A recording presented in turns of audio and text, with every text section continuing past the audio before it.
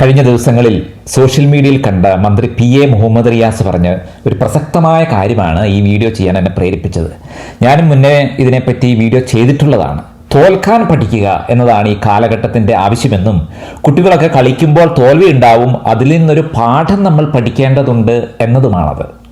ഇന്നത്തെ കാലത്ത് വളരെ പ്രസക്തമായ ഒരു കാര്യമാണത്. പത്രധാരാ മാധ്യമങ്ങളിലൂടെയൊക്കെ നമ്മൾ ഈയിടെയായി എന്തൊക്കെ വേദനിപ്പിക്കുന്ന വാർത്തകളാണ് കണ്ടുകൊണ്ടിരിക്കുന്നത് അല്ലേ?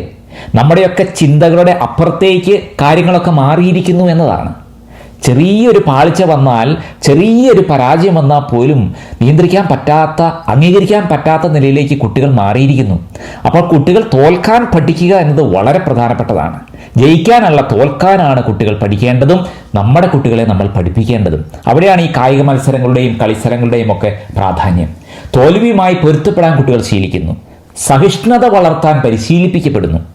വെറും പുസ്തകപ്പുഴുക്കളാക്കി പഠനമുറികളിൽ മാത്രം ഒതുക്കി കുട്ടികളെ വളർത്തിയാൽ അവർ മനുഷ്യരല്ലാതായി മാറുന്നു എന്നതിൻ്റെ ഉത്തമ ഉദാഹരണങ്ങളാണ് നമ്മൾ ഈയിടെയായിട്ട് കണ്ടുകൊണ്ടിരിക്കുന്ന ഈ ആത്മഹത്യകളും കൊലപാതകങ്ങളും ഒക്കെ.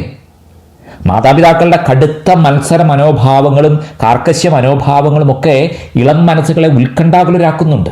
എത്ര പ്രയത്നിച്ചാലും അതൊന്നും പോരാ എന്ന നിലപാട് സ്വീകരിക്കുമ്പോൾ കുഞ്ഞുങ്ങൾ വീർപ്പുമുട്ടുകയാണ്. കുട്ടികളോട് കുഞ്ഞു മനസ്സുകളിൽ മത്സരബുദ്ധിയുടെ മരുന്ന് ഇഞ്ചക്ട് ചെയ്ത് പോരാടാനുള്ള കൊത്തുകോഴികളാക്കി മക്കളെ രൂപപ്പെടുത്തുമ്പോൾ നമ്മൾ സാമൂഹ്യ ദ്രോഹികളെ സൃഷ്ടിച്ചെടുക്കുകയാണെന്ന് മറക്കരുത്. ജയത്തിനു വേണ്ടി മാത്രം പരിശ്രമിക്കാതെ തോൽവികളിലൂടെ ആർജിച്ചെടുത്ത ഒരു അവസ്ഥയായിരിക്കണം ജയമെന്ന് പറയുന്നത്. എല്ലാവരെയും തോൽപ്പിച്ച് എനിക്ക് ഒന്നാമനാകണമെന്ന ആഗ്രഹമല്ല നമ്മൾ കുട്ടികൾക്ക് കൊടുക്കേണ്ടത്. തന്നെക്കാളും താഴ്ന്നവരെയും നിരാലംബരെയും കഴിവില്ലാത്തവരെയും തൻ്റെ ഒപ്പം ഒന്നാമതെത്തിക്കാൻ പ്രാപ്തമാക്കുക, സഹായം നൽകുക എന്നതാണ് അവരെ പഠിപ്പിക്കേണ്ടത്. അതുകൊണ്ട് തന്നെ മത്സര ഇനങ്ങളിൽ ഒന്നാമതെത്തുന്നവർക്കല്ല സമ്മാനങ്ങൾ കൊടുക്കേണ്ടത്, പങ്കെടുക്കുന്ന എല്ലാവർക്കും കൊടുക്കണം.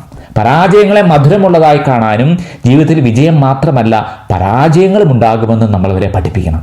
വിജയം മാത്രമാണ് നേട്ടമെന്ന ചിന്ത രൂപപ്പെടുന്നത് കൊണ്ടാണ് ജീവിതത്തിൽ അപ്രതീക്ഷിതമായി എത്തുന്ന തോൽവികളെ നേരിടാൻ പോലും കഴിയാതെ പലരും പിന്തിരിയുന്നത്. വിജയവും പരാജയവും ഒരു നാണയത്തിൻ്റെ ഇരുപുറങ്ങളാണെന്ന സത്യം നമ്മൾ മനസ്സിലാക്കണം. തുറക്കട്ടെ മനസ്സുകൾ.